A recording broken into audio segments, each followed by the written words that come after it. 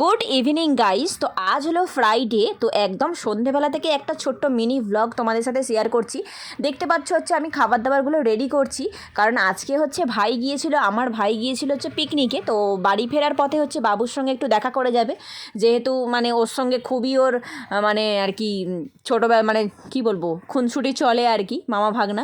তো সেই জন্য আমার ছেলের সঙ্গে একটুখানি দেখা করে যাবে ভাই। তো আমি সেই জন্য একটুখানি সন্ধেবেলা কী করবো, একটুখানি চা করছিলাম। ঠিক আছে, তো চাটাগুলো করে ওরা দুজনে ঘরে আছে, তোমার দাদাভাইও আছে ঘরে, ওরা একটু গল্প টল্প করছে। আর আমার ছেলে তো ভীষণই খুশি হয়ে গিয়েছে, যেহেতু মামা হচ্ছে ওর খেলার একদম খুব সাথী।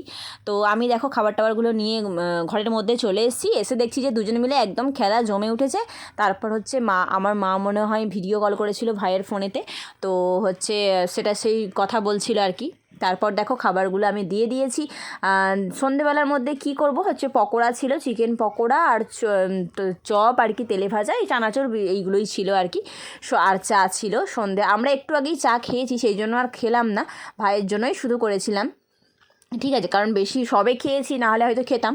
ঠিক আছে, তারপর দেখো ভাইয়ের সঙ্গে, ভাই তো ওর সঙ্গে খেলেই যাচ্ছে, আর সে দেখতে পাচ্ছ কতটা খুশি হয়েছে, একদম হেসে হেসে একদম পাগল। তো ভাই তারপর দেখো চলে যাচ্ছে, ভাই বেরিয়ে পড়েছে আর কি। আমি বাইরে দাঁড়িয়ে আছি, তোমার দাদাভাই হচ্ছে একটু এগিয়ে দিয়ে আসবে আর কি।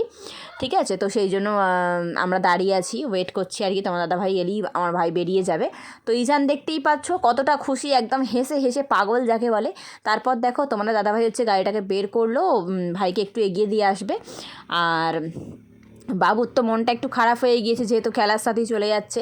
ঠিক আছে, তো যাই হোক আমরা কিছুদিন পর আবার যাব। তো আজকের মতো ভ্লগটা আমি এই পর্যন্ত রাখছি। আজকের ভ্লগে যদি কিছু ভালো লেগে থাকে, ভ্লগটা ছেড়ে যাওয়ার আগে please do like, comment, share and subscribe. তোমরা সবাই খুব ভালো থেকো, সুস্থ থেকো, দেখা হচ্ছে আরও একটা সুন্দর ভ্লগের সাথে। তো এখনকার মতো টাটা, গুড নাইট এভরিওয়ান।